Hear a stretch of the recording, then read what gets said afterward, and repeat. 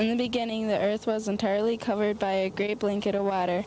There was no land, no sun, no moon, or stars, and there were no people. At the time, the only living creatures of the world were water animals such as beaver, muskrat, duck, and loon and goose. Far above this world there was a sky world where the spirit people live. In the middle of the sky world there grew a great tree which was not like any of the trees that we know today.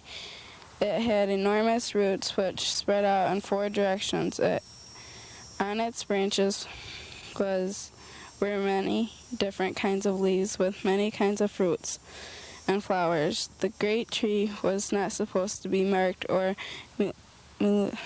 mutilated by any of the spirit beings.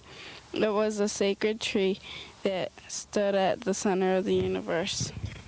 In the sky world, there was a man who had a wife, and the wife was expecting a child. The woman became hungry for all kinds of delicacies, as women do when they are with child. She kept her husband very busy finding delicious things for her to eat.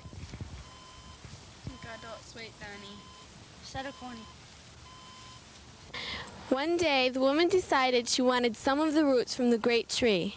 She told her husband this. He didn't like the idea. He knew it was wrong, but she insisted and he gave in. So he dug a hole among the roots, but the floor of the sky world was not very thick, and he broke a hole through it. He was terrified, for he had never expected to find empty space under their world. His wife was filled with curiosity. He wouldn't get any of the roots for her, so she decided to do it herself. She bent over and looked down and saw the ocean far below. As she leaned down to stick her head through the hole, she slipped and fell. As she fell, she frantically grabbed at its edges, but her hands slipped. However, between her fingers there clung tiny bits of the root tips of the great tree, and so she began to fall towards the great ocean far below. The water birds saw the woman falling and immediately began talking about what they could do to help her. Flying wingtip to wingtip, they caught her, but of course it was not possible for them to carry her for very long. Some of the birds flew down to the ocean and called the water animals to see what they could do to help. The great sea turtle agreed to receive her on his back. The birds gently placed her on the shell of the turtle. When the woman recovered from the shock, she looked around. All she could see were the water birds, water animals, and the ocean. The woman thought she would die, but the water animals and birds said they would help her. She told them if they could find some soil, she could plant the roots that were stuck between her fingers from the plant, and from them plants would grow. The water animals said that perhaps there was soil at the bottom of the ocean, but no one had ever gone there before. One by one, the diving birds and animals tried to reach the bottom of the ocean. The beaver tried, then the duck tried. Many of the other water creatures tried, but they could not get to the bottom of the ocean. Finally, the muskrat said he would try. He dived and was gone for a very long time. When his body came to the surface, he looked as if he were dead. His tiny paw still clutching a small bit of soil. They pulled him to the back and sang and prayed over him. Finally he stirred. Thus it was the muskrat, the earth diver, who brought from the bottom of the ocean the soil from which all plants of the earth were to grow.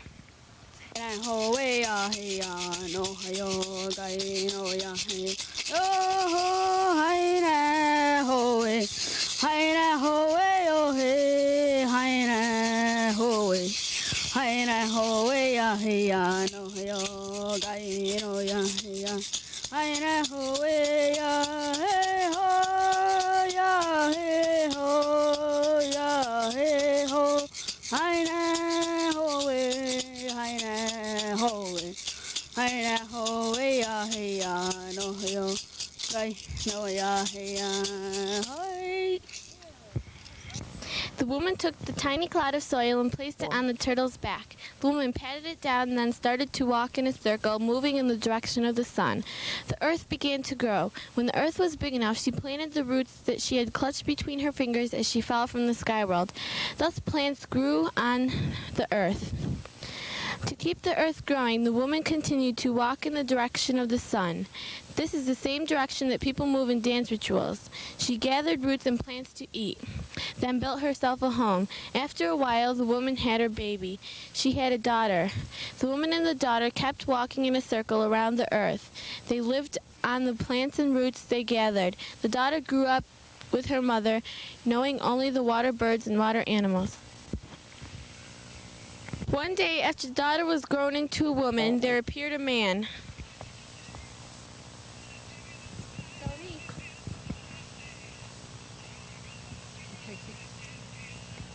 This man was the spirit of the west wind sent from the sky world. When the young woman looked at him, she was filled with terror, amazement, and warmth, and she fainted. As she lay on the ground, the man took 2 arrows out of his quiver, one sharp and one blunt. He laid them across the body of the young woman and went quietly away. When the young woman awoke, she and her mother continued to walk around the earth. Soon they knew that the young woman was with child. They did not know that she would bear twins. Within the young woman's body, the twins began to argue and quarrel with one another. There could not be no peace between them. As the time approached for them to be born, the twins fought about their birth. The good twin wanted to be born the normal way, the way all children are born. The bad twin said that he saw light in another direction and said he would be born that way. Thus, the good twin was born the normal way, and the bad twin was born through their mother's left armpit. This killed their mother. After the twins were born, the good twin accused the bad twin of killing their mother. The grandmother told them to stop quarreling. Then he had.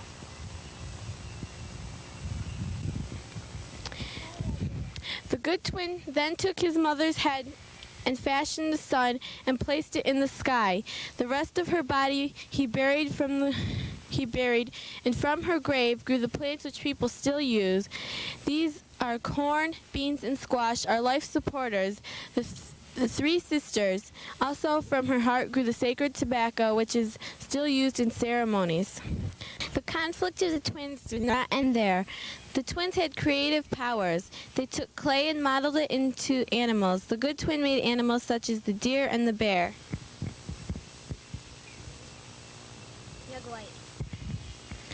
The bad twin made poisonous animals such as lizards and serpents.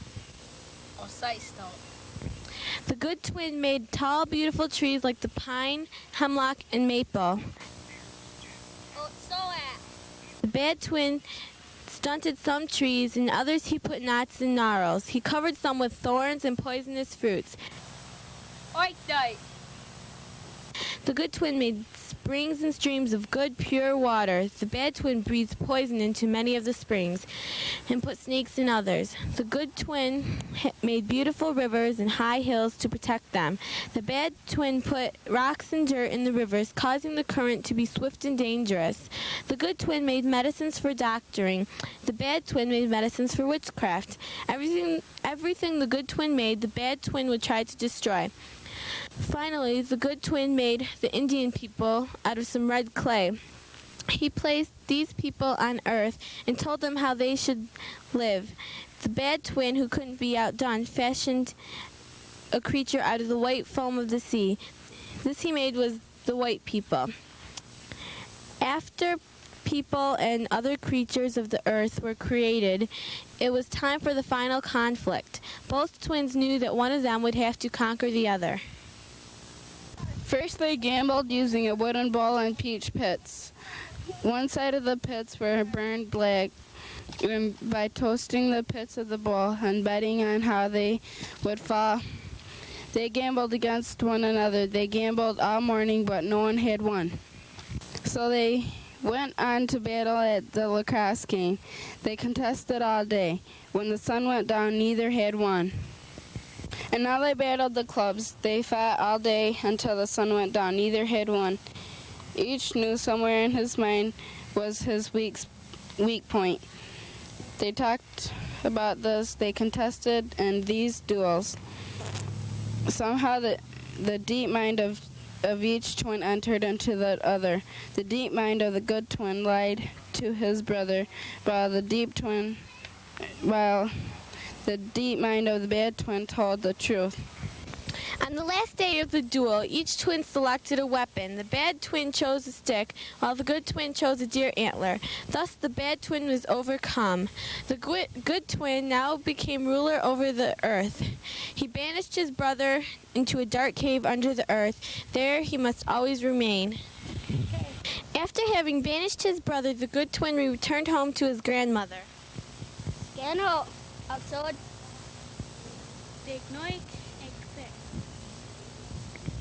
She met him in anger, for the bad twin was her favorite. She threw all the food from the longhouse onto the ground and said things to hurt his feelings. She was so angry and forlorn by the loss of her favorite grandson that she died. The good twin then took her head and fashioned the moon, and from the rest of her body he fashioned the stars. There our grandmother, the moon, still keeps watch over the realm of her favorite grandson, the bad twin. The bad twin still has servants who roam the earth at night. These wicked servants can take the shape of any creature. They are constantly influencing the minds of the people, causing them to do bad things. The bad twin enjoys the sounds of warfare and torture. This is why every person has a good heart and a bad heart. No human is perfect. In the daytime, people have ceremonies to honor the good twin. Through these ceremonies, thanks is given for the creation of life. To this day, he protects mankind and cares for the spirits of the good people after death. The bad twin controls the spirits of the bad people after death. The good twin has many names. We call him Hojeno Da'o. The bad twin also has many names. We call him Sugoiwata.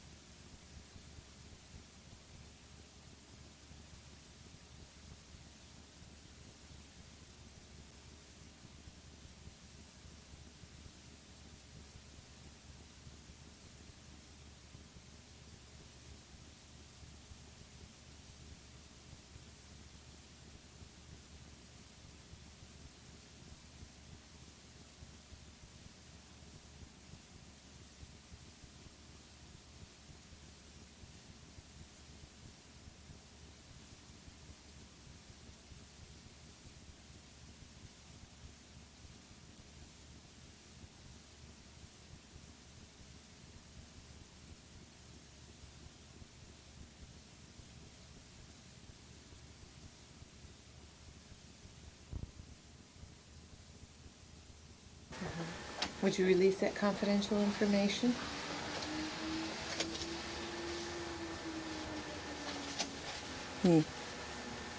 No, I suppose I would have to tell her that I would have to wait until my supervisor returned. Okay. And what if that meant that person doesn't receive a promotion?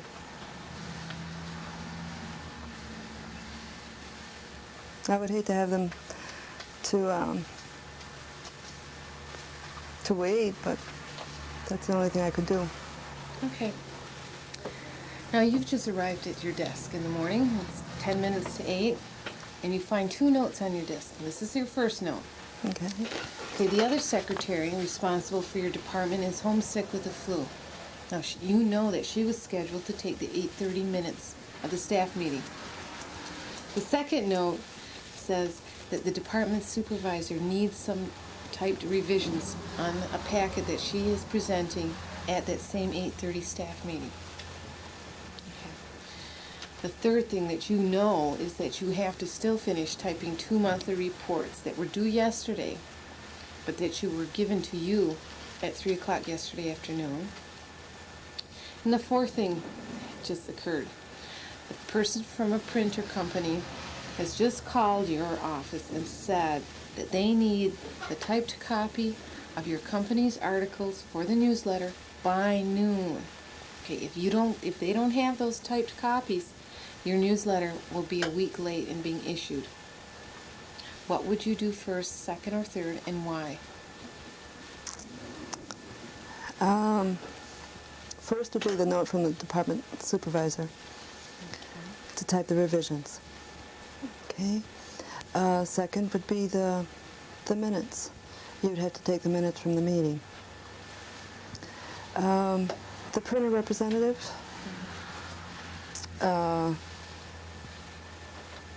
depending on how long the meeting would last, would have to be next. And last would be the 2 monthly report that were due yesterday, but were given to you at 3, so you would still be expected to have it done by, say, 3 o'clock the following day. Okay, good. If your supervisor gave you some facts or information and asked you to formulate a memo about those facts, what steps would you take to complete that assignment?